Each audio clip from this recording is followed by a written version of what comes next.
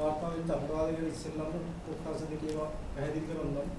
கடந்த வாரத்தில் நடைபெற்ற மாநில கூட்டங்கள் சம்பந்தமாக 2 பகுதியிலும் நாங்கள் தெரியப்பட்ட விவரங்களை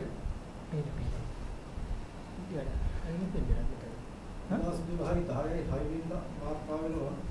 යාපනයේ වලට නාවල වීදී විදුලි උපකරණ ප්ලාස්ටික් මත ග්‍රයින්ඩර් සොරකම් කිරීම. 10வது மாதம் தேதி நாவல வீதியில் ஒரு எலக்ட்ரானிக் கடை உடைக்கப்பட்டு எலக்ட்ரானிக் சாமான்கள் களவாடப்பட்டது பதிவு செய்யப்பட்டுள்ளது. මේක තවසේ වෙච්ච දෙයක් නෙවෙයි, ටික ටික කාලයක් තිස්සේ සිද්ධ වෙච්ච සොරකමක්. இது வந்து ஒரே நாள் நடைபெற்ற களவல்ல, பகுதி பகுதியாக களவாடப்பட்ட சம்பவம் உண்டு. இது சர்க்கார்வர்களுக்கு விதி கணாவலே விட நே வலிசல போகுது. சந்தேக நபர்களுடைய தகவல்கள் கிடைக்கப்படவில்லை. புலனாய்வு மேற்கொள்ளப்பட்டு வருகிறது. ඊළඟ අපරාධය යාපනයේ සිරිම්බාගේ දෙවන කටුමගේ ලිපිනේදී ප්‍රදේශයේ පදිංචි අයගේ කන තොල ප්‍රවේශ සාමාන්‍ය බෙන්න සාමාන්‍ය 36000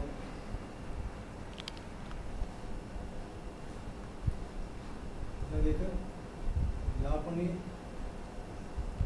සිරිම්බාගේ ප්‍රදේශයේ පදිංචි අයෙකු විසින් චෙක් පතක් රුපියල් 3,80,000ක චෙක් පතක් දීලා ඒ මුදල් වංචා කිරීම. அடுத்து யாழ்ப்பாணம் சிரிம்பாடின்ற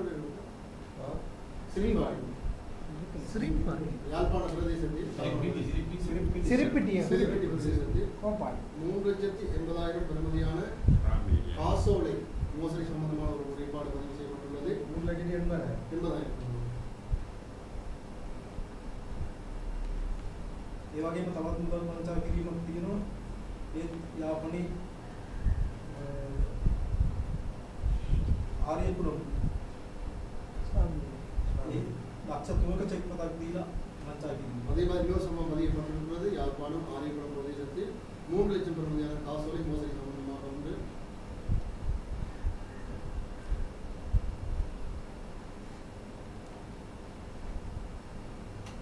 ඊට යාපනයේ පොලිස් ස්ථානයේ වාර්තා වෙනවා 2010යි 6 වෙනිදා ජංගම්තු මොබයිල් ෆෝන් කඩයක් කඩලා රුපියල් 22500 කරනවා. සම්පූර්ණ රුපියල් 83000 83,000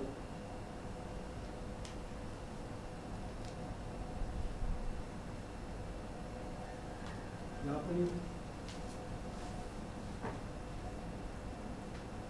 මානික්කෝයි පොලිස් ස්ටේෂනේ තවත් වාර්තා වෙනවා 2010යි 11 වෙනිදා रात्रि काले கோவிலத்தில் சந்தேகப்பாய் வசதி சித்தி விநாயகர் கோவில் கோவிலேදී විච ගණදෙවි රූපයක් ප්‍රතිමාවක් තොරකම් කරගෙන ගිහින් மாநில போலீஸ் நிலையத்தில் நேற்று ஒரு முறைப்பாடு பதிவு செய்யப்பட்டுள்ளது. சந்தேகப்பாய் அரசரி சித்தி விநாயகர் கோவிலில் இருந்த பிள்ளையார் சுவர்களை பதிவு செய்யப்பட்டுள்ளது.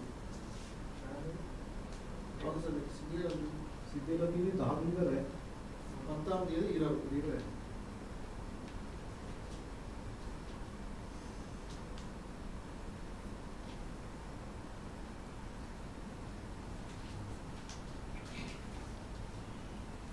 வெங்கலமா அல்லது சும்மா கல்லல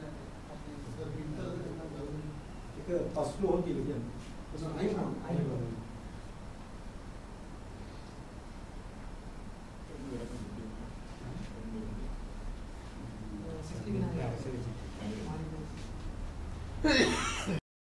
ஏற்கனவே நாங்கள் நடைமுறைப்படுத்தியிருக்கின்றோம். புலனாய்வு துறைக்கு நாங்கள் அறிவித்திருக்கிறோம். எல்லா போலீஸ் நிலையங்களுக்கும் அறிவித்திருக்கிறோம். வேறு இடங்களில் வந்து அப்படி இருப்பார்களானால் சந்தேகத்திடமானவர்களை நாங்கள் புலனாய்வு மேற்கொள்கின்றோம். அவர்கள் கூறிய காரணங்கள் அவர்களால் சமர்ப்பிக்கிற காரியங்கள் வந்து ப்ரூவ் பண்ண முடியாது. அவர்களுக்கு எல்லாம் நடவடிக்கையாக சொன்னால் ரயில்வே ஸ்டேஷன் 30 உடுப்பு இருக்குது. அதான் டெய்லி இந்த கைக்குழந்த பிள்ளைகள் சின்ன பிள்ளைகள் அதே கொண்டு வந்துக்கணும். அதில் கொண்டு ஜீவாமியா மண்டல பாருங்க அவ்வளோ கோட்டம் இருக்குது.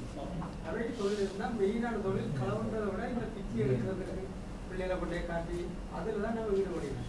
இப்போ போன மண்டே நாங்கள் 3 பேரை சுண்ணாந்தில் பிடிச்சி பொருசோட வச்சு இப்போ அவையில் நாங்கள் அந்தந்த நிகழ்ச்சிக்கு எழுப்பியிருக்கிறோம். விளைக்கிழமை எழுப்பி செய்யணும் இது வண்டி உதவியில செய்து கொடுக்கணும் அந்த ஃபேமிலி சர்டிஃபிகேட் வீட்டு அங்காலே அனுப்பிவிட்டு சின்ன பிள்ளைகள் அதிக 30 families are there, sir. They are many children also there. 10 months, 11 months. So they are making for the first time new markets also. Daily minutes is not our discuss with the GA and we will take some action. We have taken support from the GA.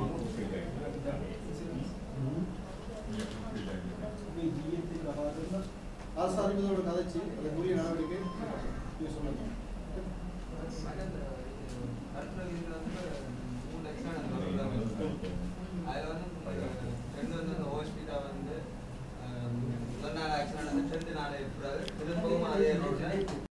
போல விடுதலை புலிகளிட புலிக்கொடி காட்டப்பட்ட விவகாரம் சம்பந்தமாக உங்களோட புலன் விசாரணைகள் வந்து தொய்வான ஒரு நிலையில் இருப்பதாக எங்களுக்கு தகவல் கிடைக்கப்பட்டிருக்கிறது.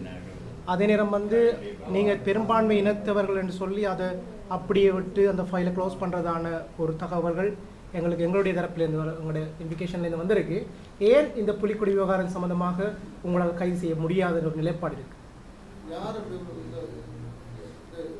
இல்லை, ஒரு தொய்வான நிலையில் இருக்குது உங்களது. அதாவது புலிக்கொடி விவகாரம் நெல்லியடியில் நடந்த புலிக்கொடி விவகாரம் சம்பந்தமாக உங்களுக்கு தகவல் கிடைச்சிருக்கு. அதே நேரம் அதனுடைய மோட்டார் பைக்கின் இலக்கங்களும் மற்ற ஏனைய இலக்கங்களும் தரப்பட்டிருக்கு.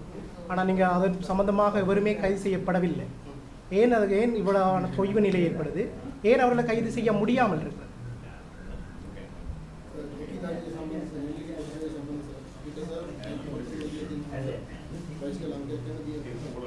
පොලිස් පරීක්ෂණ ඉස්සර මලානික කමෙන් දෙන්නට තියෙනවා. ඉතින් ඒකට හේතුව කුමක්ද? බහුතරී ඉඳලා එහෙම කරන්නේ නැත්නම් බහුතරී හේතුවක් තියෙනවද? ඒ අඩපණන්නේ වෙන්නේ ඒ පරීක්ෂණ වල අඩපණ වීමක් නැහැ. දැන් අධිකරණයෙන් දීපු පරීක්ෂණ පවත්වන වෙලා ඒ අංක ඒ උත්කලෙන් ඒ ගෙවල් වලට ගිහිල්ලා ඒ ලිපිනයන් හොයාගෙන ඒක කටුල් කරලා ලියලා තියෙන නමුත් ඒ අංක සඳහන් යතුරුපැදිය අංක සඳහන් මේ ලිපිනයන් වල ඒ යතුරුපැදිය එහෙම යතුරුපැදිය අර බෑ. ඒක තමයි තියෙන්නේ ටීවී ප්‍රතිලිපි.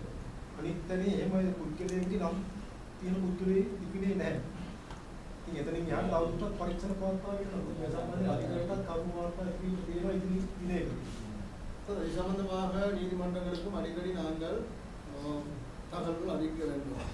தொய்வு நிலையில் இருப்பது என்று சொல்லி நீங்கள் சொல்லும்போது அதை நான் ஏற்றுக்கொள்ள முடியாத காரணம் என்றால் நீதிமன்றத்தின் மூலமாக எங்களுக்கு வழங்கப்பட்ட அந்த இலக்கங்கள் ஒன்று உரிய வீட்டுக்கு அந்த இலக்க வீட்டுக்கு அந்த உரிய விலாசத்துக்கே நாங்கள் சென்று பார்த்தபோது ஒன்று துவிச்சக்கர வண்டியுடைய இலக்கமாக இருக்கின்றது. இருந்தும் அது அதில் உள்ள தகவல்கள் எல்லாம் அப்படியான தகவல்கள். இரண்டாவது போய் பார்க்கும்போது அப்படி ஒரு மோட்டார் சைக்கிள் அந்த இடத்தில் இல்லை. இது சம்பந்தமாக மேலும் நாங்கள் புலனாய்வு விசாரணை மேற்கொண்டு வருகின்றோம். தொய்வு நிலை என்பதை நான் ஏற்றுக்கொள்ள முடியாது. என்னுடைய விசாரணைகள் மேற்கொள்ளப்பட்டு வருகின்றது.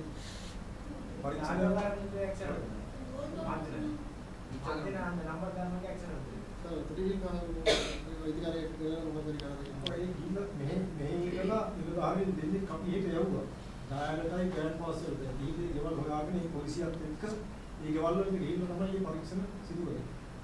இங்கிருந்து 2 போலீஸ் உத்தியோகத்தர்களை கிராண்ட் பாஸுக்கும் ஜாயிலுக்கும் அனுப்பி அங்குள்ள போலீஸ் நிலையங்களோடு இணைந்துதான் நாங்கள் இந்த புலனாய்வை மேற்கொண்டோம்.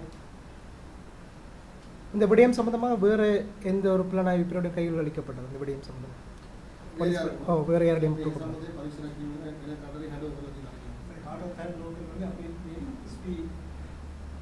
சமத்துவ மாவட்டத்தை அधीक्षणයට තමයි පරීක්ෂණ සිද්ධ වෙන්නේ. வேறு யாருக்கும் அப்படி கையளிக்கப்படவில்லை. போலீஸ் அத்தியட்சகர் ஆதிசன் துறை ஊடாக தான் பரிசீலனை மேற்கொள்ளப்பட்டு வருகின்றது.